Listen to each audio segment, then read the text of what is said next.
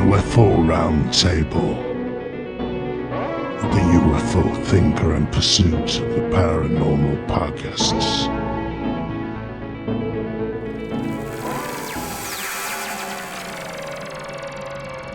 Okay, so here we are again for the monthly roundtable of recent events with myself, Frank, joined once again by Ash and Greg. How are you doing, chaps? Hello. Good. All good, yeah. Excellent. And today we're also joined by the wonderful Thunderbird. How are you doing today? Hey, yeah, really good, thank you. Thank you very much for having me.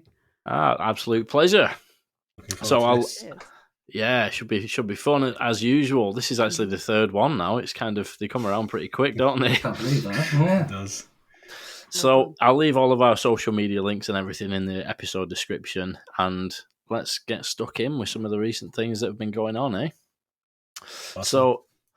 So the legislation side of things. So there's currently a load of legislation to do with UFOs, UAP, working its way through the complex legal processes in the United States. And the things that are relevant to the UFO, UAP topic are kind of contained within various bills, the proposed language for the National Defense Authorization Act and Intelligence Authorization Act for the fiscal year 23. And the bills that are being put forward contain wording about all manner of things, including amnesty and immunity for people with clearances and NDAs and things to be able to report relevant info through a secure system. And also expansions to this current UFO office to widen the scope of what's been investigated and basically increase transparency with the public. So a lot going on there.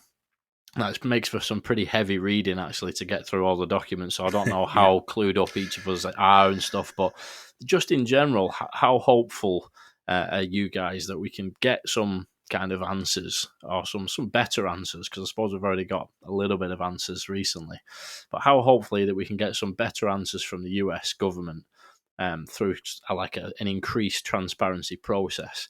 Is it something you pay a lot of attention to? Are the answers kind of likely to come from elsewhere? Or do you think we're going to get some answers from the government? And start with Ash. Yeah. So, I mean, again, it's interesting, and the language they're using does all come across as quite positive. I'm looking at it from our viewpoint as people quite entrenched in the field. And the language that they're using, the sort of official lines that they're using, it all sounds positive. And it's like, oh, this is actually interesting. It actually sounds like they actually want to get this stuff reported, do these reports, give these reports to Congress, all this sort of stuff. It's like, oh, it actually sounds like we are moving forward a little bit. So I guess I'm ever the optimist that this is going to be a positive thing. And they're talking they seem to not talk about man-made stuff. They are talking about like transmedium, unknown unknowns, all this stuff. And it's like, yes, I don't know. I'm super positive, and I've read probably about half of it's like 32 pages in this act, and trying to read and make sense of what they're actually saying and what they're not saying. But it is positive, and it's definitely movement. And again, we still see movement does seem to be coming. And I think maybe a little bit faster than I thought it would have been, because these information's coming out, dates are coming out. There's different processes that are going to be happening. And it's just, I don't know.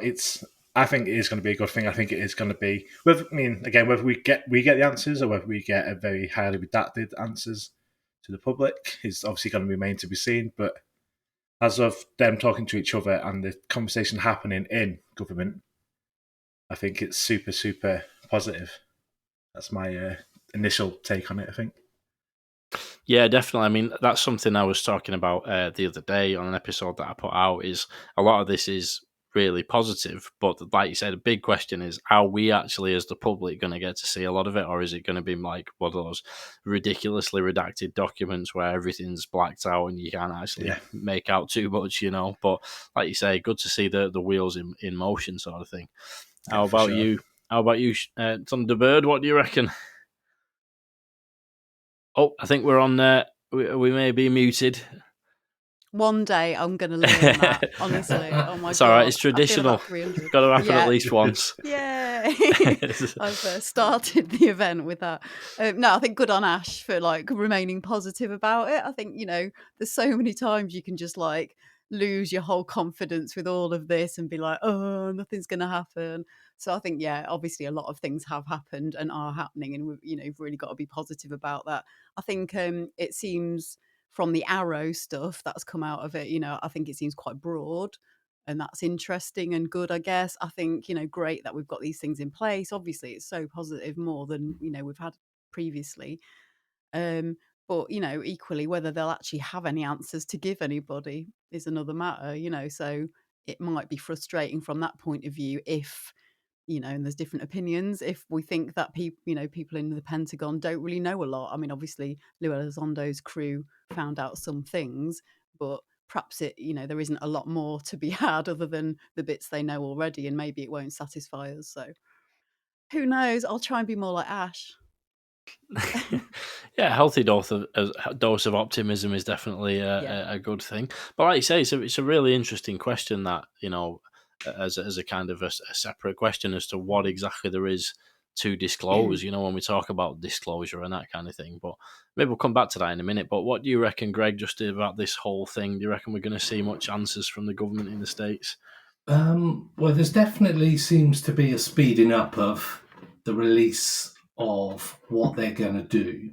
So they had the congressional meetings, then all of a sudden, well, I say all of a sudden, but in the grand scheme of a timeline, all of a sudden we start getting these in-depth reports. So I'm more of the paranormal side of our podcast. So the UFO side of it, I'm looking at a lot of this from the eyes of the person in the street, the non-researchy kind of person like you guys. So seeing some of the wording on it where it talks about unidentified aerospace undersea phenomena, that's quite a big, I know that goes back to transmedium stuff, but that's quite a big shift from their spacecraft, for want of a better phrase, to these could be anywhere from space to the bottom of the ocean, and to me suggests that they clearly know.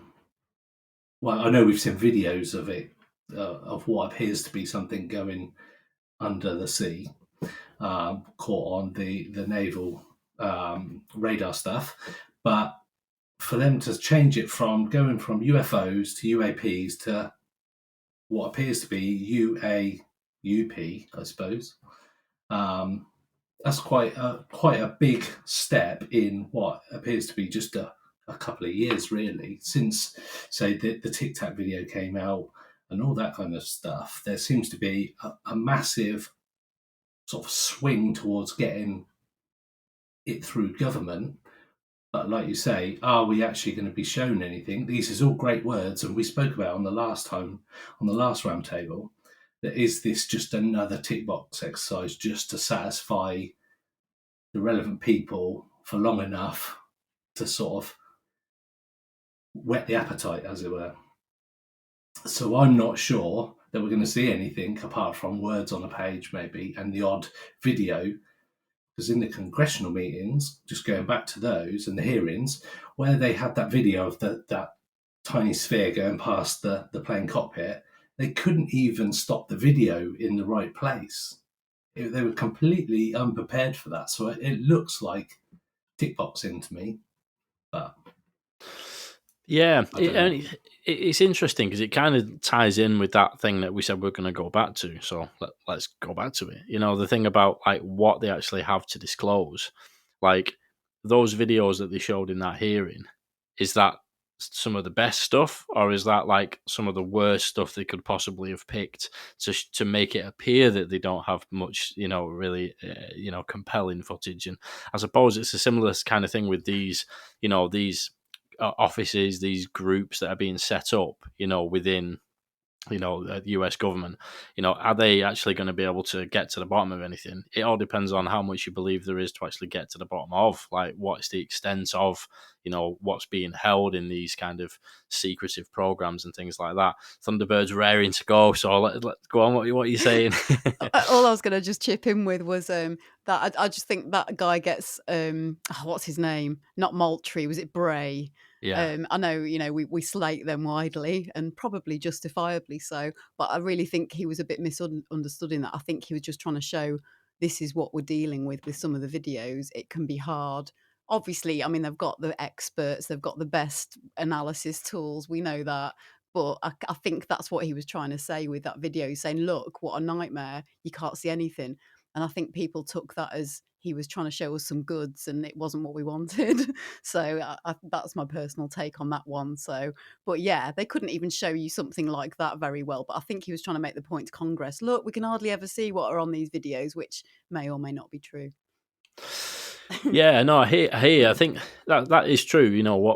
What Bray was basically trying to put across with that video is that in a lot of cases there's very little to go off, and I think he actually said after the video was played, if I remember rightly, he said in some cases we have even less than that, which is probably true. A lot of these probably are very low on data, but I think what I go back to is that probably the most compelling case in terms of being unknown and being really, really interesting is the Nimitz Tic Tac, and that is also just so happens to be the one that they've got the most data on. So that's really interesting to me. That whatever you think of the motivations of like Bray and Moultrie, what they were trying to put across, certainly seems to be not necessarily the case that if a video has got a lot of data, then it's easily explainable. All we need is the data. Actually, sometimes, as the Tic Tac goes to prove, they've got plenty of data and it's still completely unresolved. Yeah, that's and it? And unknown. So, but what we want, what we all want, whether you're skeptical, whether you whatever you think about all of this stuff, is to get some more of those data-rich cases, don't we? So that everyone can get stuck into it. The skeptics can have a look, see what they think. People who are sort of like true believers or whatever, can have a look at it as well. And the more of those, we get, I guess, the better, really. Yeah. Anything to add? Any of you guys? I just wanted to raise, because I know, Frank, you've looked into it a lot more than I have, is the sentence that was sort of interesting to me is that when he says, at a time when cross-domain transmedium threats to US national security are expanding exponentially. So that sentence is like, when something expands exponentially, that's like massively that's like numbers getting bigger and bigger and bigger massively. So do we know what these threats are? Have you looked into that, what he's referring to when he's saying these transmedium threats are expanding exponentially?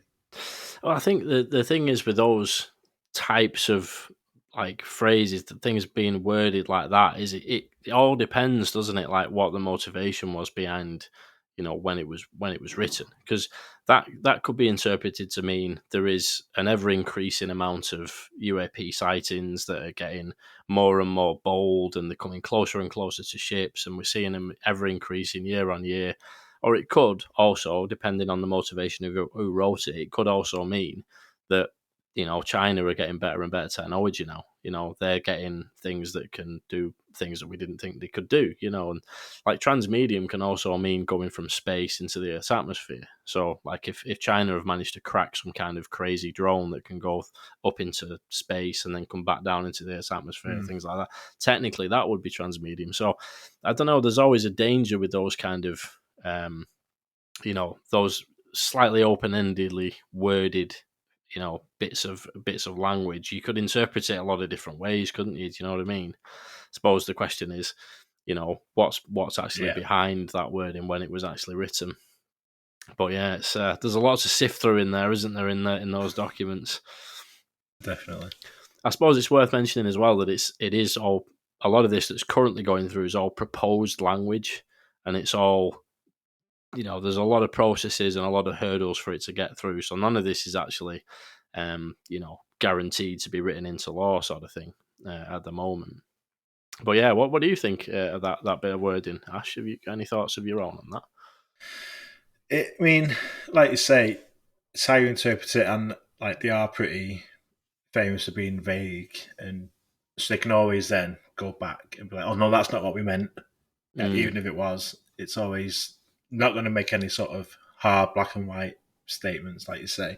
But it's just, I mean, it's interesting because like and it's sentence in full. He's saying that they're disappointed with the slow pace of the Department of Defence to establish the UAP office and all this. Mm. So it makes it sound like these threats are getting more real. We need to be doing something now to figure out what they are. And again, it's just going back to my first point of it seems to be getting faster. More things are happening. They do seem to be moving faster. So again, it just lends to that really, that you need something to be happening now, like as soon as possible, rather than dragging the heels in the sand. They need to get on with it and start actually, instead of talking about it and writing all these reports, just get on with it, crack on with the work and just stop messing around. Yeah, absolutely. I mean, I think that a point to add to what I was saying a minute ago as well is it doesn't really matter what these things are. We still need to get on with looking into it pretty rapid, don't we, at the end of the day? The bit that you're talking about there, is it the one that's kind of just come out today with the amendments to the S4 503?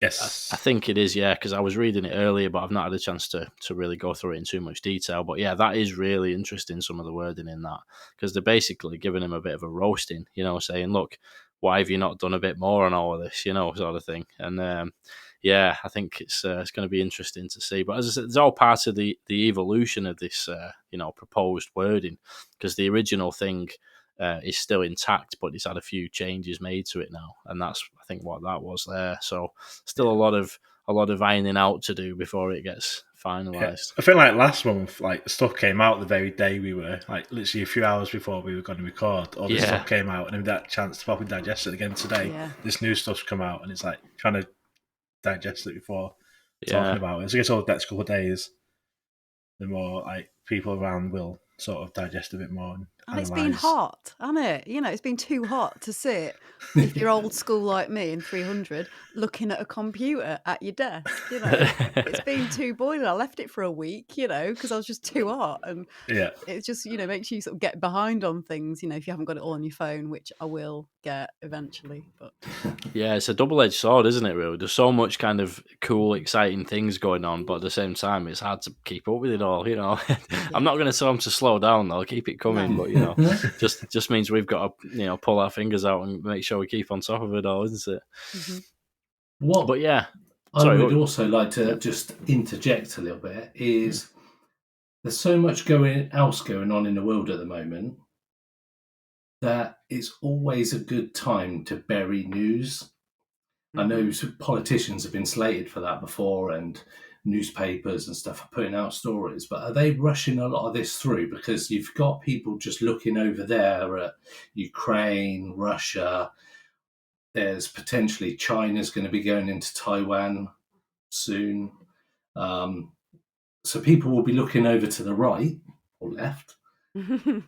Now's a good time to say, well, nobody's looking up or down. Let's shift out all this wording. Let's just push it through as quick as we can, whilst there's a bit of misdirection going on.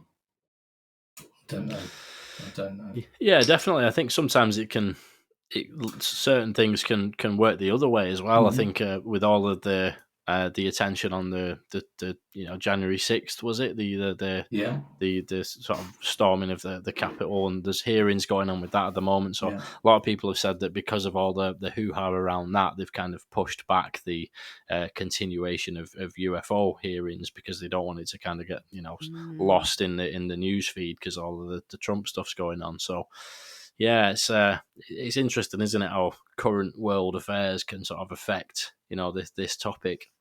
Because that's what happened. Yeah, exactly. So that's what happened in April 2020 when they first said, "Oh yeah, by the way, UFOs are real. Those videos are our videos, and they're real. Like, we don't know what they are." That was in like April 2020, like as COVID's at its height, or the lockdowns, everything's going on around the world. It was just literally buried. Yeah, again, at the time, it was like, why now? Like I say, people aren't looking; they're looking somewhere else, and that's why. It's a good time to get rid of news that you don't want people to see. There's also a little bit in this document on one of the amendments where it says that they are pushing for an historical review of everything that's happened since January the 1st, 1947. including efforts to recover or transfer related technologies to US states-based industry or national laboratories. So we might find out what happened at Roswell. Yeah, I mean, I Or think not. even if people think about the sort of all the Wilson memo stuff and all that kind of business, I think this could like circumvent that and just find out, because I've almost this theory of it's like a culture of lying, and if it's for no good reason necessarily, even that's my own personal idea. It might not be the case, but sometimes it's just that government is pretty crap and slow and it doesn't work right, and it just takes someone to go, oh, this is what we're doing now, and everyone to go, oh right, yeah. And sometimes it's as simple as that. So who knows? You've got to be hopeful, haven't you, that we could get information that we wouldn't have expected to get. And I just think all of this that you're talking about reminds me as well about the point skeptics miss so often, is that even if all of it was just adversary stuff, it's pretty shocking, isn't it, for them to talk about, we need to know all this information, there's all this exponential rise of things flying around in the sea and so on. What, you don't know what's going on? I think that everybody misses that, who just says, oh, it's black projects. Everyone misses that point. This is shocking if you think it's that even. Yeah, whatever it is, it's pretty concerning, and that's kind of what I was saying earlier. It's like they need to get their acting gear and figure out why these things are swarming around some of the best equipment that the US military's got. It's whatever it is, get your acting gear and figure it out, kind of thing. At least look like Yeah. Go on, Greg. I think it also, when we spoke last time, and there was all that information come out when we recorded last time, and we discussed the fact that it kind of put a line in the sand that anything before 2004 was never going to be discussed. They didn't have to discuss it, and that this congressional hearings was focusing really on everything from then on. That bit that we just talked about from the 1st of January 1947, somebody clearly wants to know that, so they've put that amendment in. So I think it will force them now to reveal everything they've known that they're prepared to share before 2004, because at that point when we discussed it last time, we thought, well, that's it. They can just say 2004 and before never happened, really. It was what it was. So hopefully now we might get some juicy stuff from that. Yeah, definitely. I think it's a kind of a continuation, isn't it, of like the members of Congress who were in that subcommittee at the hearing. They weren't taking the 2004 onwards thing, for an answer. They were like, no, hang on a minute. What about this one? And what about this one? And that's right, I think, because there is a strong public interest in those cases. It seems a bit ridiculous to sort of try and get to the bottom of this mystery, but not check out some of those really important cases.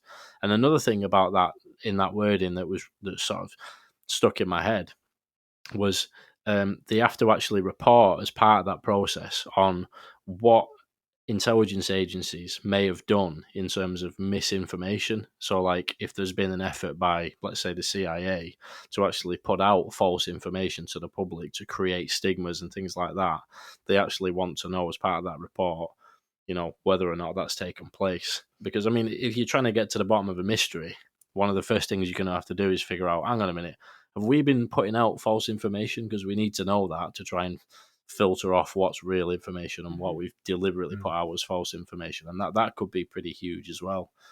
Because if it becomes part of the actual unclassified section of that, it's going to make things a lot easier to filter off the wheat from the chaff, isn't it, as a member of the public? But yeah, it's all interesting. We'll see how it all progresses, eh? But do you guys think there's a bit of a danger that these kind of UFO offices and groups that are being set up, saying all the right things, promising transparency, do you think there's a danger that they're just going through the motions and there's a plan to do a bit of a Blue Book 2.0? So, the end of the day, they'll say, well, we looked at it, we found nothing. It was just drones and swamp gas. Never mind. And then they'll slam the book shut for another 50 years. What do you guys think of that? Maybe start with you, Thunderbird. You look like you've got something to say. I was just thinking, yeah, I don't know. I'm thinking about Condign. So, that was quite quick to jump to a weird explanation, or an easy explanation. So, They haven't done that, have they? They've kind of gone, we don't know. So that I feel like they don't know. So yeah, I'm not sure. I'd be quite surprised. I'm hoping, like people say, the cat is out of the bag now, and it's too far out to sort of get that shoved back into that bag. So I hope that's the case. But yeah, I don't know. I mean, it's so hard to tell, isn't it? You can't tell anymore. That's the problem. There's been cases where we now know they certainly have lied with all the Susan Goff Black Vault stuff. So we know that now. So it makes it so hard when you see anything to think, all right, great, I'll take you at face value. But then you have to kind of think that as well sometimes. It's so easy to think everything's a lie. Sometimes you just got to take things as they are, and wait to know any different, really. So I suppose that's where I sit. Yeah, I think this time, like some of the things, was it Senator Gallagher? Yeah. Was quite pressing with the questions, and he seemed to have quite a bit of knowledge and was quite passionate about it. I think it's just a few of him, or like some of the senators like him within Congress that are going to keep pushing it. And I don't think they'll be able to just wash over it. They're going to have pressure from them, and then obviously the UFO community. They know the sort of people that are involved now, and and with social media and stuff now, you can get in touch with them quite easy. The pressure's going to keep coming from just members of the public that they can't ignore either. I mean, they can, but they're going to have the pressure from inside the government and from outside the government to not just do a blue book and just wash over it. So I don't think that's going to be the case. Any thoughts to add, Greg? Yeah, mirroring everybody there. I think the fact is that we're in an environment now that we've got information at our disposal. Everybody who's interested in the subject can connect instantly. So if anybody smells a bit of a lie being told or a little bit of a brush over, something like that, I think there are people publicly and people like on podcasts like ourselves, on the internet, that can quickly verify facts or call out people. And there's people, although he's quite divisive, I suppose, like Jeremy Corbell, for example, he's high profile enough to put videos out, those kind of things, and have high profile conversations with people that I don't think they can get away with, like a Project Blue Book or just saying it was this or was this. I don't think you're able to nowadays. Today's world is completely different to when they were discussing those things back when you got your news from the radio, you got your news from newspapers, and if those media giants are told what to say, because we know that the government will tell papers what to say or tell press what to say, I think back then there was no independent way of verifying what was being said. Now there is. You can fact check, you can go on websites and they tell you whether or not it was fact. So I think it's going to be a lot harder for government agencies to get away with palming it off as swamp gas or weather balloons or own technology. And I just wanted to touch on something that you said, Frank, about China and drones. The problem I have with those explanations at the moment, especially if people say Russia have got that kind of technology as well, I think that the problem comes is that they're at war at the moment, Russia, and if they had technology like that, they would wipe the floor with Ukraine. And I can't see why you wouldn't use something like that when you're losing tens of thousands of troops and you're recruiting prisoners to fight on the front line, which is allegedly what's happening. Why you wouldn't use the technology that people think you might have or you claim you've got? Why wouldn't you use that in a war environment? Because that's why you've developed it. I think you're right, Greg, there, because it just like makes no sense to Yeah, spend it doesn't. the dollars or whatever, on developing these projects, maybe for decades. Yeah, some projects have taken a couple of decades to work on and bring out. But if something works so well, you don't just, not bring it out, do you? You make money off it because greed seems to power the world. And that's why I don't get that whole thing of black projects. They've kept it secret. What are they doing with it? Are people saying they have maybe 100 prototypes of something, but what, they're not bringing it out and selling it to another country to make money. It just doesn't stack up with what we do. And Yeah, I agree. and that's why foreign adversary for the Tic Tac or any kind of UAP just seems almost nonsense from my point of view, because like we just said, why wouldn't you be using it or selling it? There's a black market out there that people would take it. Russia would buy it off you, I'm sure. And if they've bought it or developed it, why are they not using it? Yeah, it's insane. It's insane. Putin, for example, not to politicize this podcast, but just to reinforce that point, if he had that kind of technology now, and he's friends with China, if they had that technology, they would run the world. Yeah, they would, because they could threaten you and you can do nothing about it. So, and he's the kind of person who would lead with anger and aggression. They wouldn't just sit back. Yeah. So, yeah, foreign adversary doesn't cut it, or drone for me. I just think it's either our own technology or something else. Yeah, I think it's, as time goes on, especially like you say, Russia can be pretty much ruled out of having any kind of, super weapon or some kind of cracked some sort of super tech or energy device, and clearly don't have anything like that, do they? They've been rolling out sort of like 1970s equipment to try and and it ain't working, is it, really, for them at the moment? So it's not looking likely that it's Russia. And China, I don't think is obviously pretty advanced, especially compared to what they were. But I mean, I don't think they'd be capable of either. How do you think the drones thing plays into it then? Like the wording that's being used, about drones and things like that. Do you think it's just a case of anything that's anomalous, they don't know what it is, they refer to as a drone? Do you think there's a little bit perhaps of a, we need to look into adversarial drones because that's the kind of language that is understood, in terms of like legal requirements, like, oh, there may be a threat from adversarial drones, so we need $100 million to figure this out, sort of thing, and maybe that's the only way they can get the funding. What do you guys reckon about how the drone thing actually plays into all this?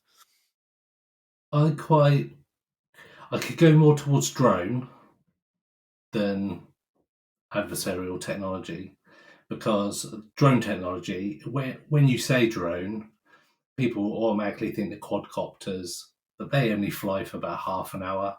I used to fly them commercially, and you're looking 20 minutes, half an hour max. Whereas if you talk about drones, like the military drones, they will fly continuously. So they could reach like the Nimitz or wherever, they could get that far. And that's more likely for me, personally. You can have a light on it. That's more of an explanation that I would accept than Russian advanced tech. I think that's me. Anything Ash to add? Thinks, but yeah, I was going to ask go on, what you go think, on, Ash. mate. Don't let us chat over you. No, I again with Greg, when you say drone, obviously you think of like a little like one you can buy for £300 or £400. Obviously, that's not what they're referring to. It's more the unmanned military devices that they have that can just fly, and they can use them to like attack rather than using humans in the planes or whatever. But I mean, again, I think it is just a word, and like you said, Frank, it's just they're using that word because they've probably not got another word to use apart from UAP. It would be like we can either say UAP or we can say drone.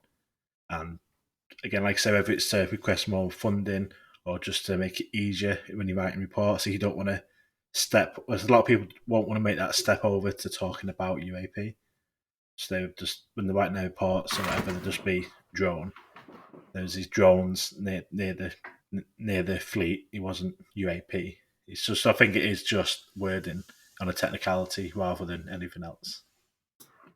Yeah, it's like if you're going to go to somebody and request funding for a project to look into something, whatever, and you know that they're not particularly open to considering the possibility of like anomalous objects or whatever, you might say, oh, we need this funding because we've got a strong inkling that these weird things that we keep seeing are Chinese super drones.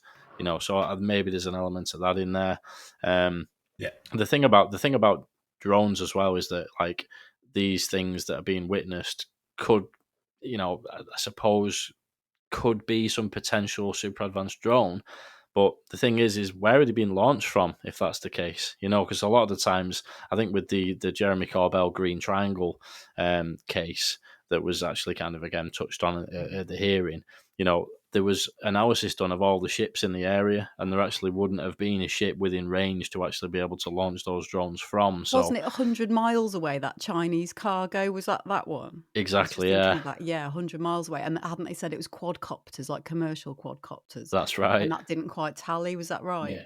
Yeah, That's the one. interesting. So it's it's a bit of a strange one, isn't it? And I saw somebody who was selling a T-shirt with drones are the new swamp gas or whatever. So there's always that as well. That anybody That's who good. anyone who is trying to keep this hush hush, it's the D word, isn't it, that they might use? Yeah. But yeah, anyone got anything to add on that before we move on? I was just going to say, I think you're right with the terminology. If you imagine like those deck logs you see a lot, a lot of the skeptics will say, well, look, it's drones. But that's probably what they're used to putting when they see something in the sky that appears like that, like Ash mentioned. I think maybe that'll change to them putting UAP or something. But I can well understand that they might call things drones, that they're talking about things flying in the sky where they don't know what the hell it is. So yeah, I think that's fair, isn't it? Yeah, and there's I forget now. Is it the gimbal or the go fast? One of those two videos. The guy actually says that's a drone, bro, or something like that. And then it's like an instinctive reaction, and certain people have jumped on that as like, oh well, the first thing they thought was that it's a drone. But I mean, if you see something that's clearly not moving like a bird or something like that, maybe your first instinctive reaction might be it's a drone, because you're not going to shout out, it's a spaceship, bro. You know what I mean? No, Because then you exactly. really are going to get ridiculed, aren't you? Yeah. Like the stigma does live on, sort of That's thing. it. So That's not where your brain goes first, is it? yeah, exactly. That's what happens, though, isn't it? You hear it a lot when people see anything anomalous. They cycle through all of the prosaic explanations That's in not their right. head first. Yeah. Yeah, you don't instantly go, oh, there we go. Look, there's the aliens or something like that. You think, is it a plane? Could it be this? Could it be a drone? And then eventually you've exhausted those options and you realise it's something really unusual. So perhaps that's what the pilot was doing there, But yeah, I was going to ask you guys as well, do you think we're likely to see a bit of a knock-on effect here in the UK? Because obviously the main, messaging from the UK MOD going all the way back to, the Condine report and whatnot has basically been to say that there's no doubt there's something to this, but it's not a threat to national security, so we're just not looking into it, Obviously, our closest ally, the United States, have been admitted now over and over again for the last few years that this probably does have some national security implications and even potentially like flight safety concerns for commercial flights.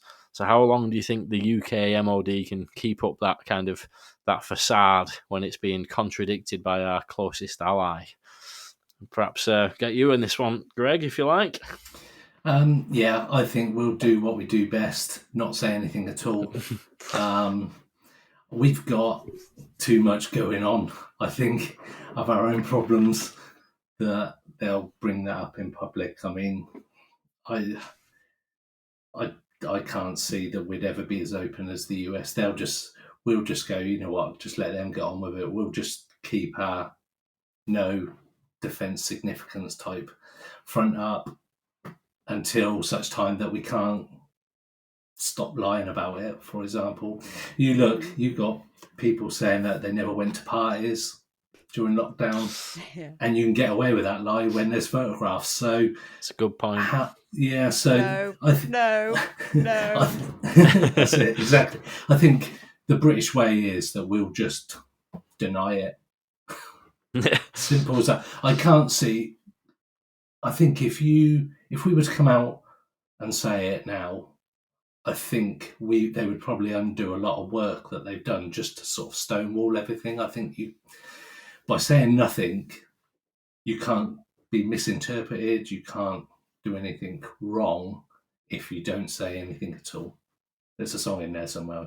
sure. I nearly chipped in with one. And I thought about copyright for Frank then. So, yeah, we don't want to get the episode pulled down off Spotify for a copyright claim.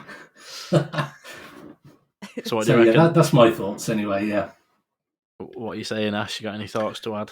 So, I mean, I must be on some sort of a list with the amount of FOIs I do and some of the questions that I put in, because I have responses and I'm thinking, when I reread what I put in the request, I'm like, oh crap, like somewhere there was like talk about terrorist documents and all this stuff. I'm like, oh my god, maybe I should have worded that maybe a little bit differently. And I'm looking at some of these because I've just been going deeper and deeper with responses, getting different responses from different departments and different people.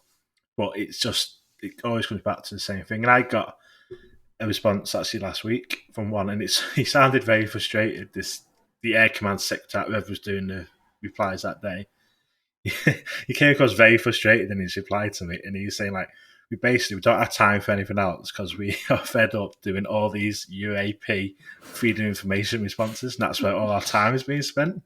That's basically what he said in this reply to me. That's amazing. Because they don't have the resources to do anything else because of the amount of sort of, they call it like, not nonsense, but they say like, it's not we don't have any information. Stop sending us FOIs. So obviously, we're not going to stop. So that's just made me laugh. He came. I try and look at it now quickly to try and find the actual word that he put, but he did come across very frustrated. In this, it's a very different and more lengthy one than I've had previously. And I was just laughing to myself when I was reading it. Must have caught him on a bad day.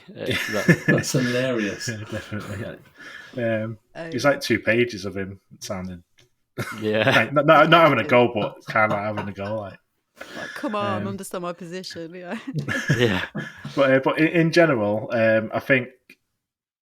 I mean, it's not going to be anytime soon. I think, like Greg said, our government at the minute's all a bit up in the air. I know a lot of this is sort of doesn't matter who's sort of the actual government is. It's all behind the scenes stuff with intelligence agencies and stuff like this. But it's until the US sort of kind of say, this is what we're doing. We've got all this in place. We now want our allies to sort of follow the same sort of procedures. Obviously, they're based over here. We have military over there and other European countries.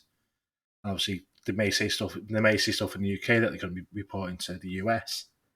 And it's when that information starts getting shared, I think it would take sort of that to be in place, actually happening before they say, we now need some procedure that your staff can report on, so that we're sharing, so that you can share information with us. Otherwise, that information might not be getting reported. It could be a UK pilot, like in South America, that sees something that the US would want to know, but he hasn't got any official sort of place to report it.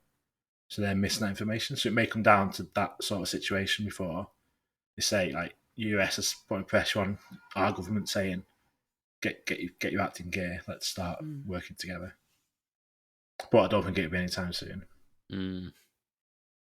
What do you reckon, Thunderbird? Anything to add on the UK side of things there? I saw a girl who had been putting in she'd been writing to the MOD and she'd got some responses back on UFO Twitter, and I can't remember her name, but I thought, go girl, she was British and, obviously writing to the MOD. But I just thought, what I'd really like to write to them and hammer them about is this explanation in the Condine report. I know it's like the old report and you could say, well, that was nonsense or whatever. I think a lot of the report itself was really good and probably stacks up, and I'd like to just say, right, so you think it was like some sort of understood weather phenomena. What did you do with that? Who is studying it? What do meteorologists say now? This is like so many years later. Where are we at with the plasma stuff?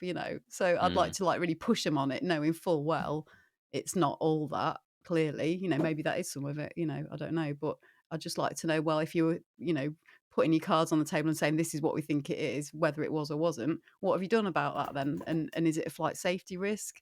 Because then why didn't the states allude to that and look into that? Are you helping them with this plasma stuff? So I'd just like to put them on the spot, but that's me being a bit negative, really. So it's not really moving it forward. But no, it's fair enough. Put them on the spot all day. I mean, I did a request recently, actually, which was I can't remember if I spoke to you about this, Ash. Yeah. It was about it was to the MOD just in general, and it was about 3 specific terms. It was ATIP, ORSAP, and plasma. Cool. And the plasma one, they said basically that plasma is such a broad term that it would take over 600 hours, I think it is, or something, to look into it, and we've not got the capabilities to do that. It falls outside of what Right. is expected of a FOIA request. So apparently the term plasma itself is too broad for them to look into it. So I was thinking that the follow-up to that's very recently come back. So the follow-up to that is going to be specific types of plasma. Yeah, complex, dusty, all Exactly. I that. thought straight away, but you said dusty plasma. That's been another FOIA request in the future. Stick it in. Buoyant, wasn't it? Exactly. They're going to be the next search terms. Laser Those are. induced. I don't know. Yeah. But the ATIP and OSAP one, they basically said we need an extension on the time limit because we need to decide whether or not to confirm or deny any documents that relate to ATIP or OSAP. And then they came back down the line and said, actually, we've decided that we're going to deny anything to do with ATIP and OSAP. So he's not saying they don't have anything to do with ATIP or OSAP, because they must do.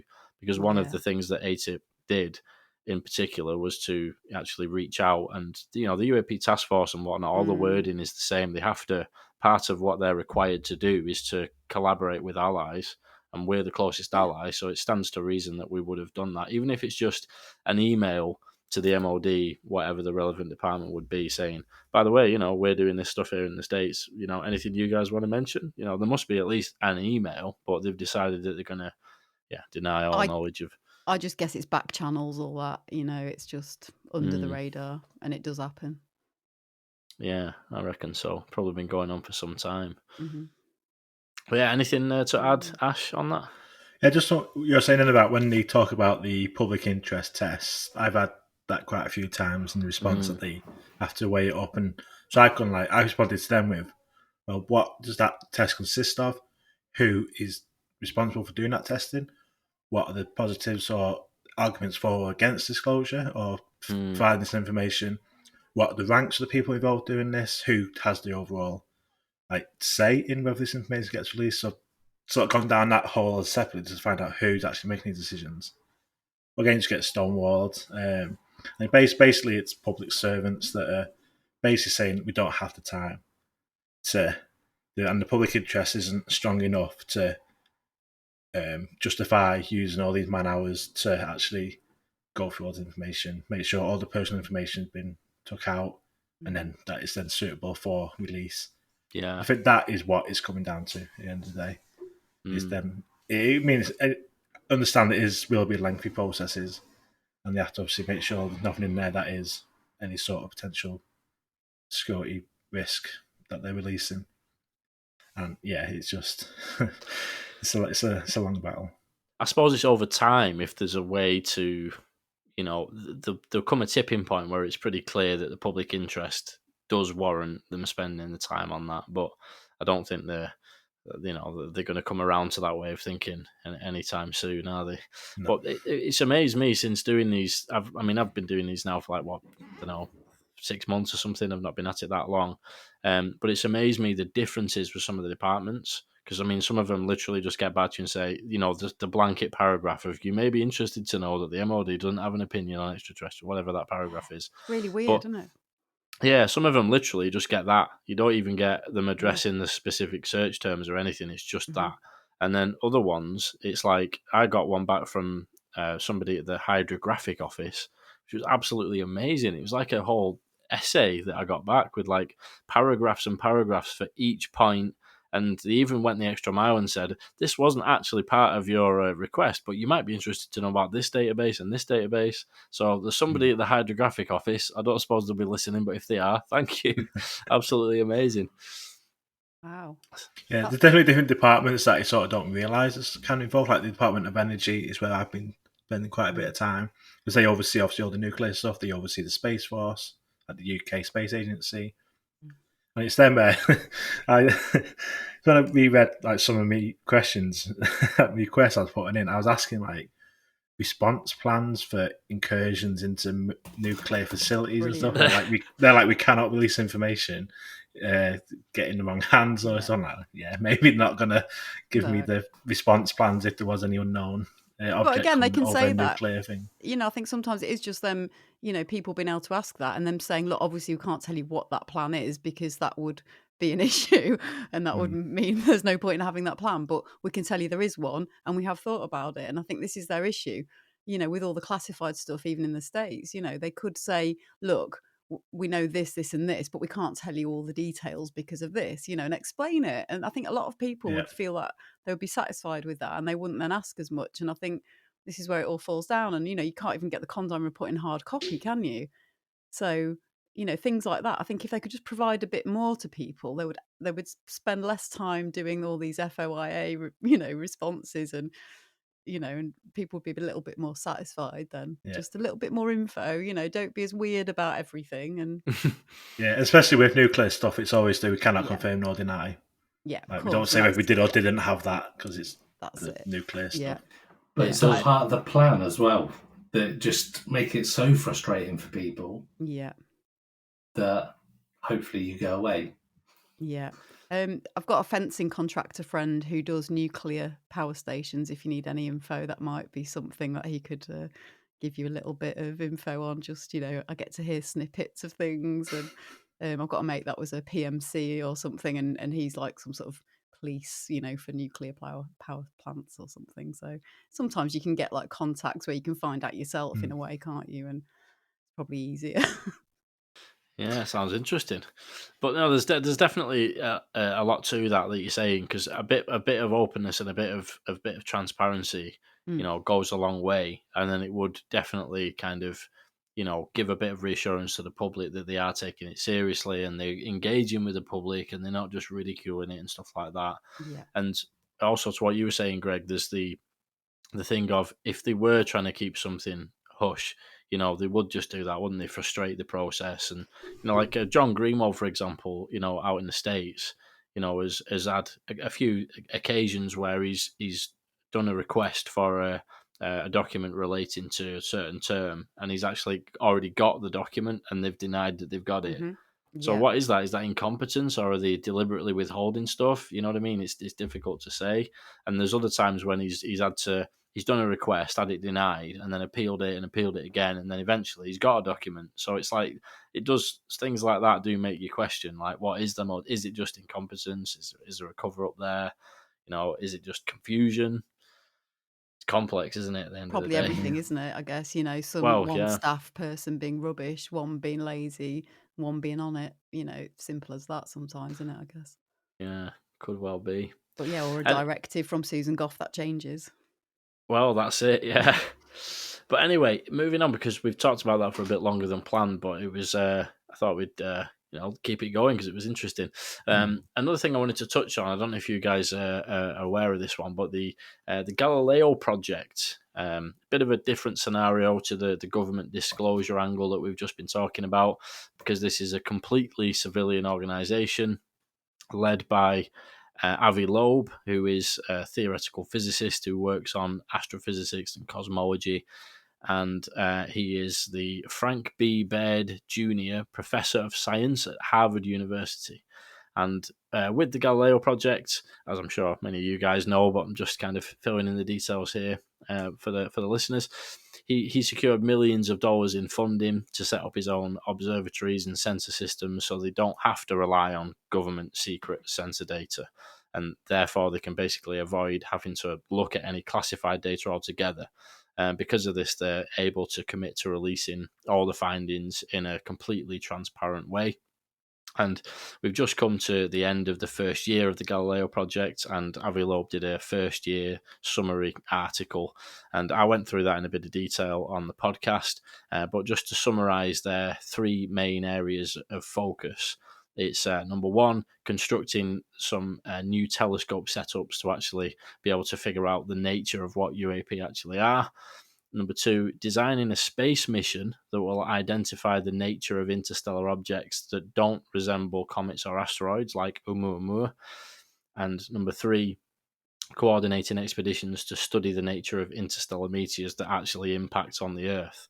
So I mean, it's pretty amazing, really. I mean, he's talking about setting up really good, telescopes and sensor systems to be able to figure out if there's anything whizzing around in the atmosphere. Talking about actually designing the space mission to go out to a distant object and be able to potentially land a probe on it. And also trying to figure out, like, if any of these things have landed in the sea, to go and actually get the object and do analysis on it. So I'm, as you can tell, a bit of a fan of the Galileo project. But what do you guys reckon of the Galileo project in general? Do you think it's an area that we're likely to see some answers to this UFO mystery? And start with you, Ash, maybe? Yes, so I mean, I like Avi Loeb. I like the whole project. I like the idea behind it. I mean, obviously, it's a slow process, getting these like locations in place, and then I think is it 5 years going to be observing the data that it's collecting, and then make it available for peer-to-peer study. So it is obviously we're not going to see anything soon from it, which is obviously part of it, making sure it's good stuff that they are getting. And like I said, I do like Avi Loeb. I'm not a detractor. But I don't know. It's not. I mean, it sounds good, all the stuff that they're doing, and it is. And I do hope they are successful and they're able to find stuff. It'd be amazing. And obviously, that part of me always like wants that to happen. Then I think, I don't know. I just don't hold much hope personally for it. And it's not something I follow too much. I have listened to the podcast he's done, and looked at some of his work. But it's obviously he's a believer. In the sense of what we call a believer, and yeah, I mean, amazing that he's got the funding to do it, and it's obviously run under the Harvard University banner as well, which gives it a lot of obviously like reputation and a lot of respect. Obviously, one of the top universities in the world. But I'm not going to say I'm not a fan, but I'm just not really. I don't think I just not have much positivity around it. That's my sort of opinion. I don't know why. Fair enough. I mean, one thing that is not a concern, because I say I'm a big fan of keeping an eye on that particular project personally, but it's very ambitious. I mean, at the end of the day, he's currently got a couple of $1 million in funding, which is amazing. Like, that's a lot, really. But he's talking about, to be able to really fulfill the potential of what it can do, he needs hundreds of millions of dollars in funding. And it does seem, I mean, I like the ambition and I hope he can do it, but it does seem, a bit of a stretch to imagine getting hundreds of millions to do that sort of thing, and sending, again, those things are listed there, those 3 goals, amazing. But I mean, that's got to be even more than hundreds of million, hasn't it, to send out a probe to, distant objects flying past and things like that. So yeah, we'll see. I mean, the telescope thing, I think, is already up on the roof of the Harvard University, so that might be interesting to see what they come up with. But what do you reckon, Thunderbird? I just can't help but think of Fringe, the TV show, because that was based at Harvard, wasn't it? And I just think of Walter, the scientist, and that's Avi Loeb in my mind now. So that's awesome. Love it. I really like Avi Loeb. I love his like simplicity and positivity, and I've come full circle on him, because when I first sort of heard of him about the Oumuamua stuff years back, I was like, come on. And then now I just love the fact he's like, we will just look with a telescope. It's just amazing. We always say that in my house. We just say it as a phrase because, it's just, we'll just have a look. Brilliant. That's what this needs, isn't it? So, I'm kind of hopeful from that point of view. But, he'll probably have a lot of problems, like a lot of people have had with lots of sensors and the kind of weirdness of the data and things. But I think what better person to start on this and open it up. I also think on the budgets, I've managed sort of £1 million budgets before, and it's surprising, if you have a team of staff, 10 staff even, with on costs and NI and all that, and then equipment that he's going to have, that is going to get eaten up straight away. It sounds like a lot, but I think, when he was talking about needing 10 million for a tiny project or whatever, I get that. I think he's going to need loads, isn't he? But just making a start, just try something and show it can be done with the equipment we already have. It's not, it's not something we can't do, just start. So really positive, and I really look forward to seeing what he brings out. But I missed that year review thing, I think, so I'll have to catch up on that. Yeah, it's definitely worth a read through. It's on his Avi Loeb's got a Medium, that's what they call it, isn't it? Medium Yeah. page, where it's like a Right. blog, and he's quite prolific actually. He does like every week he's got an article coming out about various different bits and bobs. But this one's a really long read. I actually went through it. I did an episode on the podcast like this morning. Where I sort of went through it in loads of detail. So that'll be out soon. And obviously, listeners can check out the Avi Loeb Medium page as well. Definitely worth following that. So how about you, Greg? Any thoughts on the Galileo project? Not really any different to what Ash and Thunderbird have said.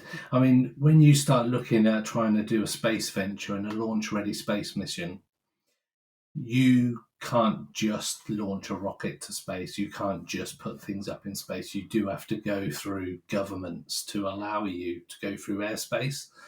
So I think some of that is probably a little bit of a stretch without, if you're going to continually be private. So you've got SpaceX, they have to work with NASA. You have to get government approval to launch a space rocket. You can't just fling stuff up into space. So as much as people do try, it will always be picked up by a government somewhere. So I think that the Earth-based stuff, cameras, sensors, telescopes, absolutely, and that's great. Just point them at the sky and see what you can find. But I think when you start putting probes out there, I think that's when you could get the funding from private companies, but those private companies are probably backed by some government agency who will either allow you to go to space or interject and not allow it to go to space. Whether that be by permission or malfunction is another matter. But yeah, I think it's a great set of 3 goals for definite. Very aspirational, very visionary. But I think practicalities, like you say, Thunderbird, a few million gets sucked up and spat out quite quickly when you get payroll and technology. So it's definitely a nice project to have, and something that privateers can get behind, I suppose, and like the thought that there's going to be no government intervention, when ultimately I think they'll be the ones pulling strings for the money. So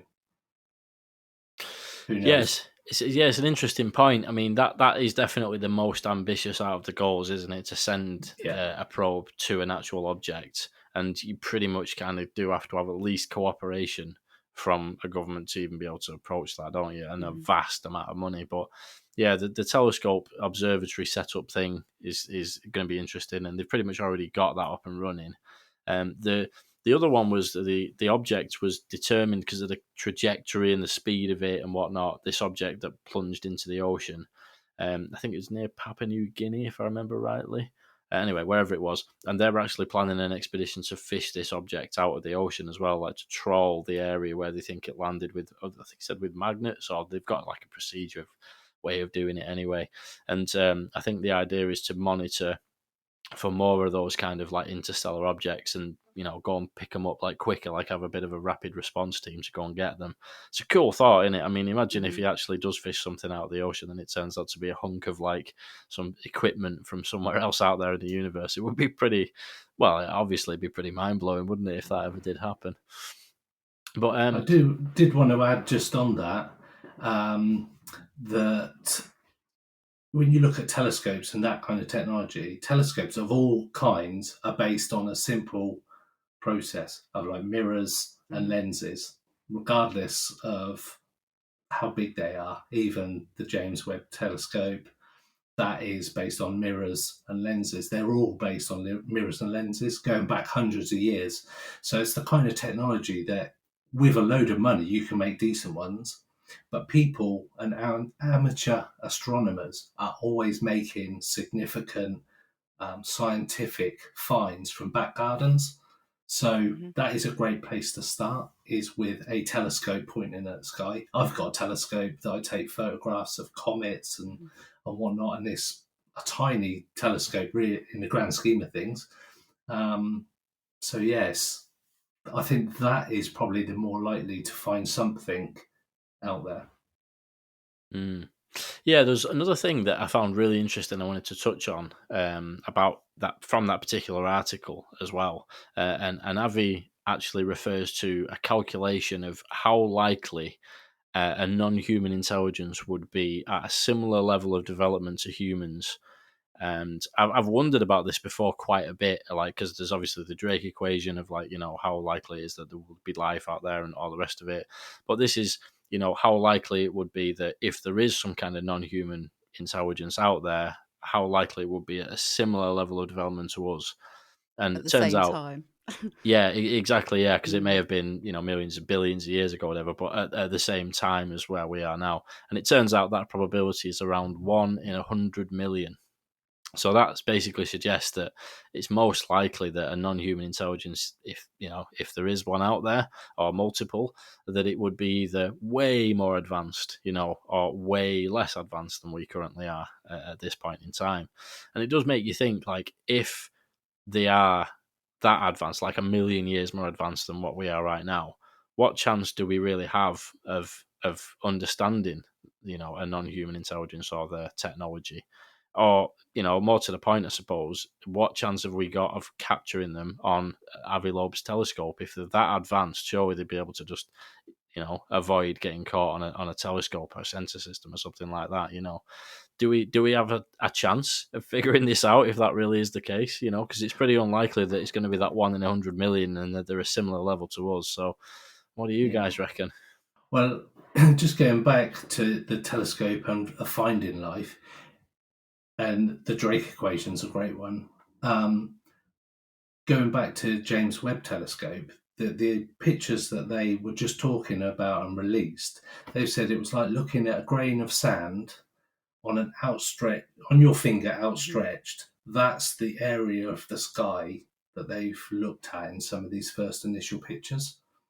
So if you're this tiny speck looking at the whole sky, how we might have seen it, and where we've just moved the telescope a millimeter, for example, that's like hundreds of millions of miles when you're looking that far away.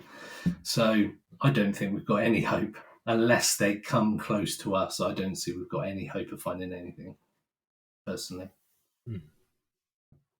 Yeah, I agree. It's just, like I say, space is that vast, and the conditions for life, I think, have to be that the perfect mix, perfect storm of different things actually for life to develop in the first place. That to develop in some distant galaxy, and that we actually look at it at the same time that it's actually developing, and they're actually still existing on that planet.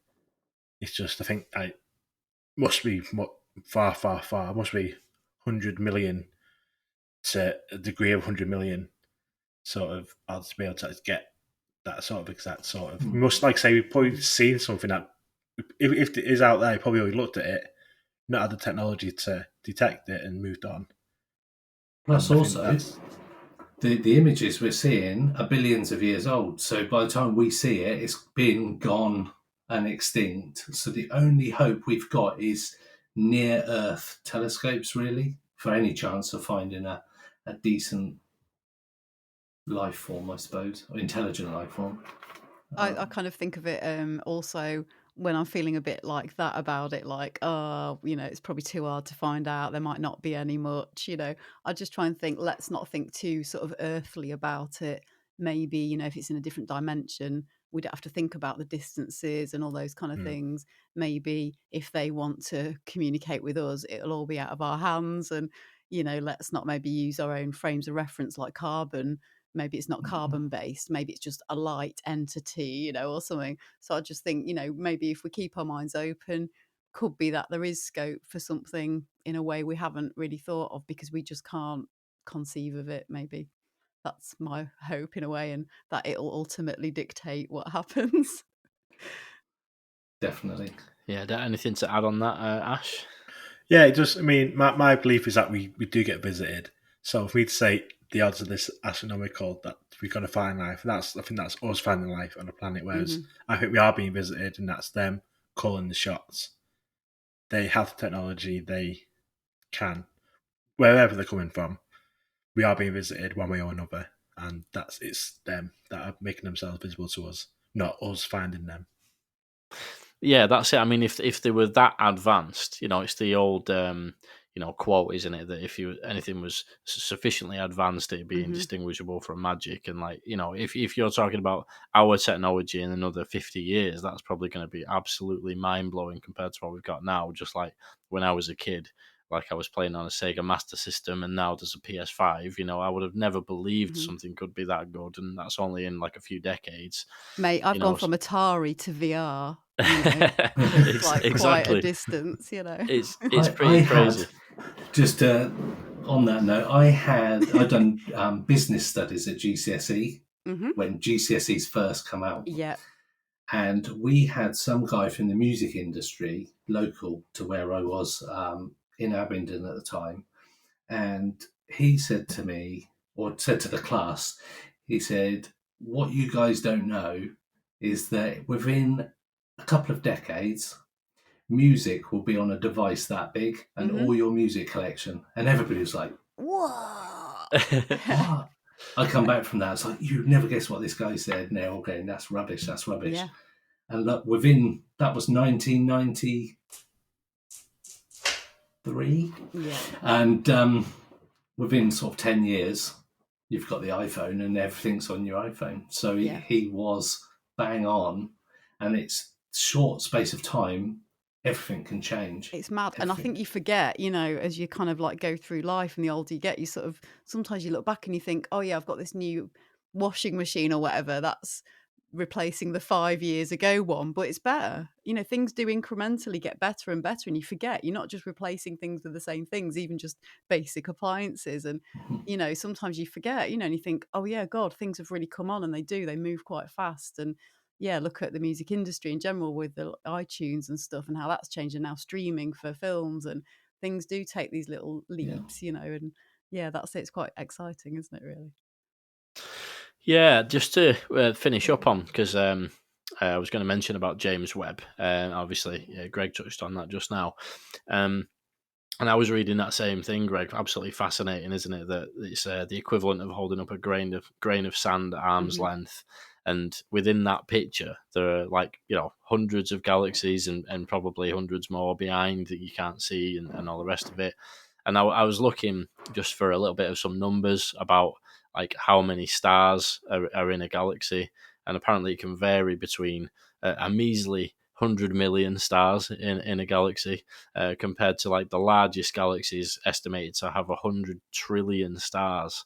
And if you think how many galaxies there are in that grain of sand sized thing, and then you know how many galaxies there are, and then figure out how many stars there are, and then all of the other little grains of sand in the rest of the sky, it's just absolutely mind-boggling, isn't it? The sheer scale of it, But it sort of made me think like about the sheer size of the universe and what that means for the probability of another intelligence having sprung up somewhere. But it also kind of made me think, when you consider how vast even our own galaxy actually is, and again I had a quick scan for the numbers on this. Apparently our galaxy is 1 with 18 zeros after it kilometers across, and in other words, it'd take 100,000 light years to actually travel across. Wow. I mean, so even if you travelled at the speed of light, it's going to take you 100,000 years to get across our own galaxy. Oh, you just can't, can you? It's mind-boggling, and it does kind of make you think. Like when you think about that, yeah. On the one hand, it makes you think about the sheer amount of possible places that life could have sprung up, but it does kind of almost make you think. When you consider the sheer size of it, like is it perhaps more likely that there is another explanation that's not extraterrestrial, because of the sheer size of what we're actually dealing with. Maybe, the things that are being witnessed, does that, the sheer scale of everything, does that actually lend more credibility to things like the crypto-terrestrial hypothesis, interdimensional, things like that? Yeah. Or something we've never thought of, maybe not like a being or not a being, maybe something else that we don't have in our sphere of reality. Maybe it's something that's like a plasma, but it's like intelligent, or it's nothing to do with anything we can even conceive yet.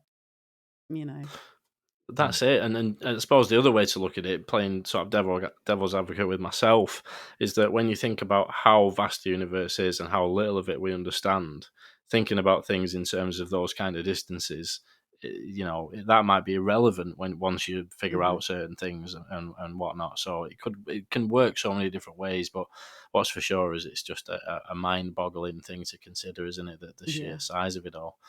And what do you reckon, Ash? Yeah, again, I think definitely especially like me and Greg talk about this quite a lot on our podcast, and the more we spoke to different people, the more we've explored different avenues, the interdimensional or I say crypto-terrestrial they're already here.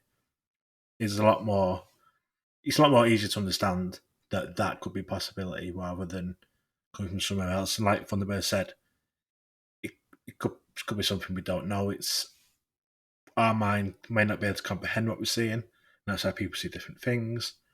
We could, by thinking about it, we are imagining it into existence. Maybe it works that way.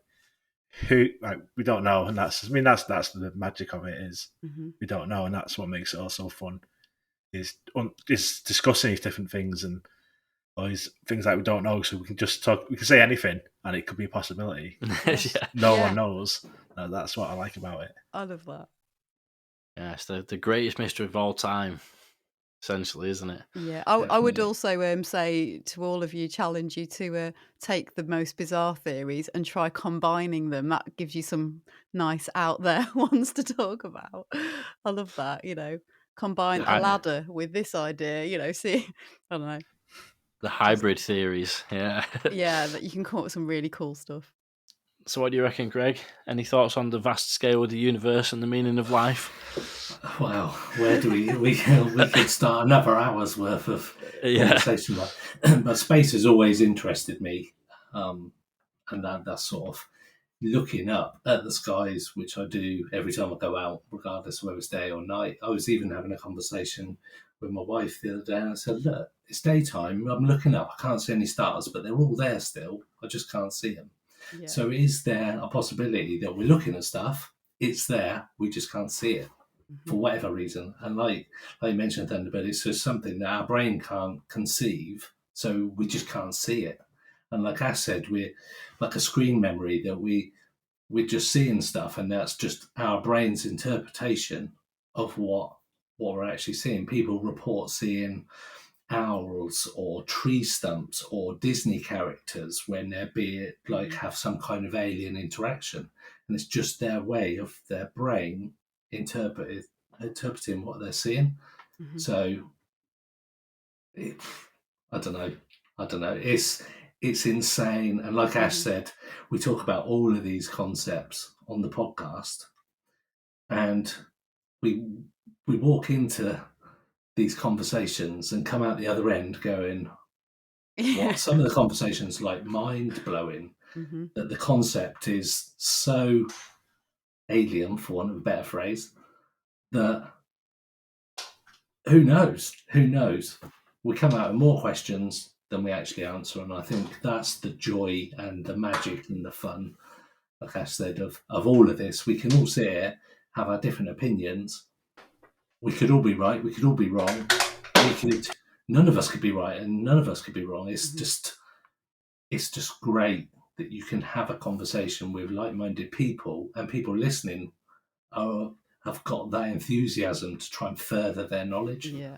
Although, you say that, and that's how it should be, and there's a lot of people on UFO Twitter that aren't like that, and only focus on the negative stuff and pulling down ideas and So I think you're right. That's what it should be about, shouldn't it? About sharing stuff and just batting around crazy ideas. And that's all we can do at the moment, really. So, yeah. Because sometimes you might come up with an idea and somebody else might go, you know what, I've never even thought of it like that before. Yeah. You go, well, actually, that kind of makes sense. Like the interdimensional thing with cryptids and UFOs and portals and stuff like that. Whereas a year and a half ago, I'd have gone, you're mental, absolutely bonkers. But we've spoken to so many people over the time. You go, actually, that's not actually a bad theory, and it kind of gets everything into one place that I can go, well, actually, that's quite a good way of looking at it. Yeah. So, yeah. Yeah, That's it's all my about theory on it. yeah, it's good points. It's all about remaining curious, and I think things like that, the images from the James Webb, it sort of reminds you of like it's good to sort of stay humble and keep asking questions, because there's a ton of questions that we've not figured out the answers to yet. So yeah, I think that's probably a good point to call it a night there. It's been a really fun conversation. So thank you so all. much, Frank. Yeah, thank you. It's been amazing. It's been a really fun chat. So we'll leave it there. Oh, see you next time. Thanks. UFO Roundtable. The UFO Thinker and Pursuit of the Paranormal Podcasts.